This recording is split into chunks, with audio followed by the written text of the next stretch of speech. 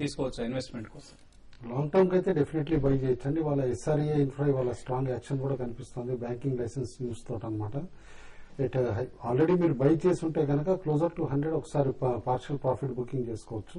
Long term కి both the stocks are good అండి. Okay అండి, ఇంకా చాలా మెయిల్స్ మిగిలిపోయాయి. సో ప్రయోగాత్మకంగా ఈ మెయిల్స్ కు సమాధానాలు చూడాలనుకున్నవారు ఇప్పుడు 2:15 కు మనం tv5money.com లో ఒక 5 నుంచి 10 నిమిషాల పాటు ఈ సందేహాలకు సమాధానం ఇచ్చే ప్రయత్నం చేస్తాం. So watch www.tv5money.com/live page.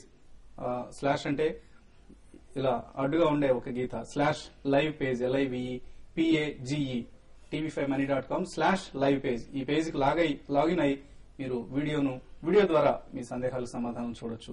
Final గా ట్రేడర్స్ కి ఏదైనా సలహా ఇస్తున్నారు? జిందాల్ సాఫ్ట్వేర్స్ తోటి మంచి యాక్షన్ కనిపిస్తోందండి లాస్ట్ హాఫ్ అన్ అవర్ నుంచి. కాబట్టి BTSTగా కానీ వాళ్ళ బై చేసి couple of days position trading కి జిందాల్ సాఫ్ట్వేర్స్ బై చేయమని చెప్పేసి చెప్తాను. నిఫ్టీ వైస్ చూస్తే గనక 5440 క్లియర్లీ బెంచ్ మార్క్ లాగా కనిపిస్తోందండి. మార్నింగ్ నుంచి యాక్షన్ చూస్తూ ఉంటే 5440 పైన ఉంటే పొజిషన్ ట్రేడ్స్ క్యారీ చేయొచ్చు. బట్ 5440 కింద ఉంటే గనక ఇవాళ పొజిషన్స్ ఇవాళే క్లోజ్ చేసి రేపు ఫ్రెష్ పొజిషన్స్ తీసుకోవచ్చు. ఓకే అండి, మీరు ఎటువంటి సలహా ఇస్తారు? ఆల్రెడీ నిఫ్టీ 5440 బ్రేక్ అయ్యే అవకాశం కనపడుతుందండి. యూరోప్ మార్కెట్లు బాగా క్రాష్ అవుతున్నాయి. అయితే ఇప్పుడున్న పరిస్థితుల్లో ఫ్యూచర్స్ లో మాత్రం లాంగ్ పొజిషన్ సజెస్ట్ చేయనండి. IDFC ఒకటి 183 బిలో ఉంటే IDFC ఫ్యూచర్స్ ని షార్ట్ సెల్ చేయమంటాను. 1-2 రోజులకి 178 to 174 దాకా స్టాక్ వచ్చే అవకాశం ఉంది. ఓకే అండి, సో సెన్సెక్స్ 81 పాయింట్ల నష్టంతో, నిఫ్టీ 21 పాయింట్ల నష్టంతో ట్రేడ్ అవుతున్నాయి.